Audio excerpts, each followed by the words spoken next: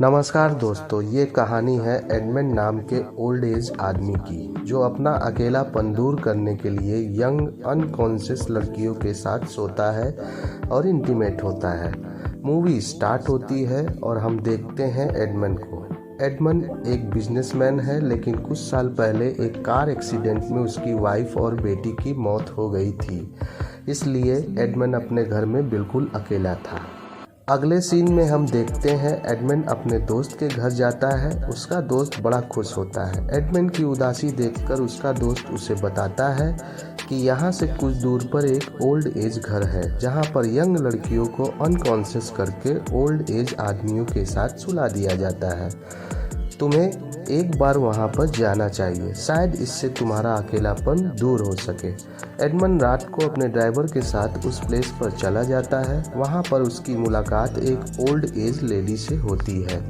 वह madam Edmund को rule बताती है और एडमंड से कहती है, आप किसी भी लड़की के साथ ज़बरदस्ती नहीं कर सकते और ना ही आप उसे नींद से जगाने की कोशिश करेंगे, क्योंकि सभी लड़कियों को सुबह होते ही जगाया जाता है और उन्हें बिल्कुल भी याद नहीं रहता कि उनके साथ कौन सोया था।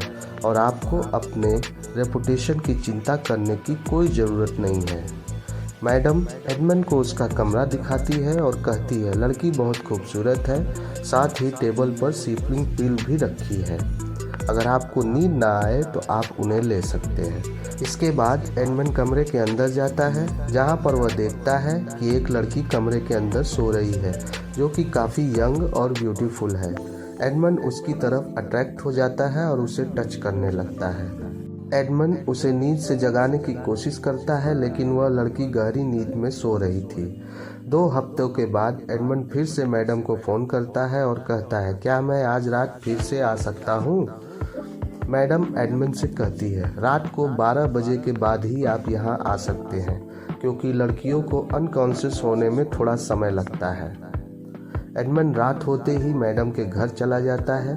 मैडम एडमंड से कहती है, आज वाली लड़की थोड़ी एक्सपीरियंस्ड है। तो एडमंड पूछता है, अलग लड़की ही क्यों, और एक्सपीरियंस्ड से आपका क्या मतलब है, क्योंकि वो तो पहले ही अनकॉन्शियस है। मैडम एडमंड से कहती है, अगर आपको हर बार सेम लड़की चाहिए तो आपको कुछ दिन पहले ही फ़ोन करना होगा। अब आप चुपचाप अपने कमरे में जाइए। एडमंड खिड़की से बाहर देखता है कि मैडम किसी आदमी की लाश को एक गाड़ी में शिफ्ट करा रही है। इसके बाद एडमंड बेड पर चला जाता है। ये लड़की भी बहुत यंग और ब्यूटीफुल थी। एडमंड जैसे ही उस लड़की के लिप्स को टच करता है तो वह लड़की नींद में एडमंड की फिंगर को चूसने लगती है। एडमंड को बड़ा मज़ा आता है और अगली सुबह एडमंड कहता है, क्या मैं उस लड़की के होश में आने तक यहाँ रुक सकता हूँ, क्योंकि मैं उससे कुछ बात करना चाहता हूँ। मैडम कहती है, ये हमारे रूल के खिलाफ है, अच्छा होगा आप किसी लड़की को लेकर ज़्यादा इमोशनल न हो। एडम कहता है, कभी बाहर मैं इन किसी लड़की से मिलूं तो क्या मैं इनसे बात कर सकता हूं? तो मैडम कहती है, यह एक क्राइम होगा, क्योंकि वह लड़की आपको पहचान नहीं पाएगी। जिसके बाद मैडम एडम को जाने को बोलती है। 4 दिन बाद एडम रात को फिर से मैडम के पास जाता है, लेकिन इस बार मैडम एडम को घर से निकाल देती है और एडम को पूरी रात सड़क पर बितानी पड़ती है, क्योंकि उसका ड्राइवर घर चला गया था। अगली सुबह एडम मैडम को फिर से फ़ोन करता है, लेकिन मैडम कहती है, अभी आप यहाँ पर नहीं आ सकते। तब एडम अपने दोस्त के पास जाता है और उसे सारी बात बताता है।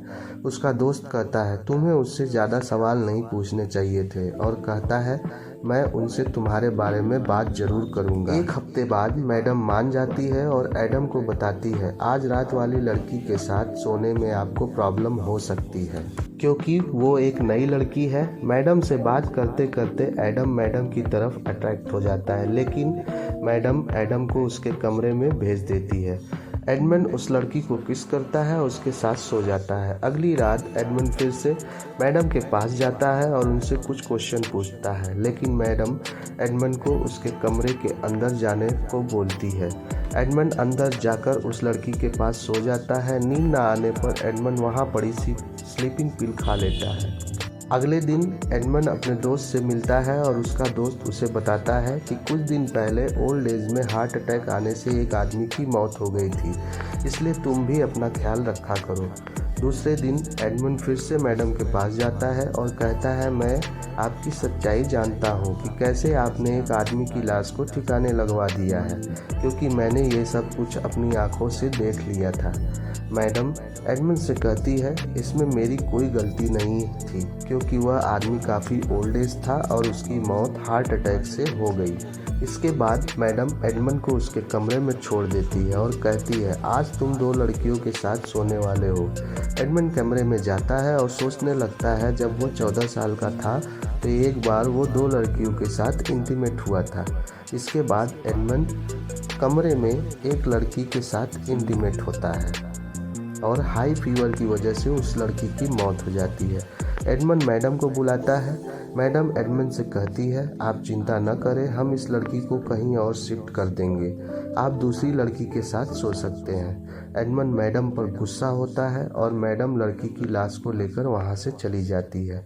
अगले दिन सांप पर एडमंड को एक लड़की दिखती है जिसके साथ एडमंड मैडम के घर पर सो चुका था। वो लड़की घबराकर वहां से भागने लगती है क्योंकि वह एडमंड को नहीं जानती थी। आखिर में वो एडमंड के घर पहुंचती है। मैडम एडमंड को देख लेती है और उसे पता चल जाता है कि एडमंड उस लड़की का पीछा कर रहा था। रात को एडमंड फिर से मैडम के घर जाता है। मैडम उसे उसका कमरा दिखाती है। एडमंड जैसे ही अंदर जाता है तो वहाँ पर कोई भी लड़की नहीं होती है। तभी हार्ट अटैक की वजह से एडमंड की वहीं मौत हो जाती है, क्योंकि कुछ समय से एडमंड की हालत ठीक नहीं थी। अब मैडम एडमंड की लाश पास वाले होटल में शिफ्ट करा देती है और मूवी का यहीं पर दी एंड हो जाता है। तो दोस्तों, कैसी लगी यह मूवी कमेंट बॉक्स में कमेंट करके बताएं। Thanks for watching.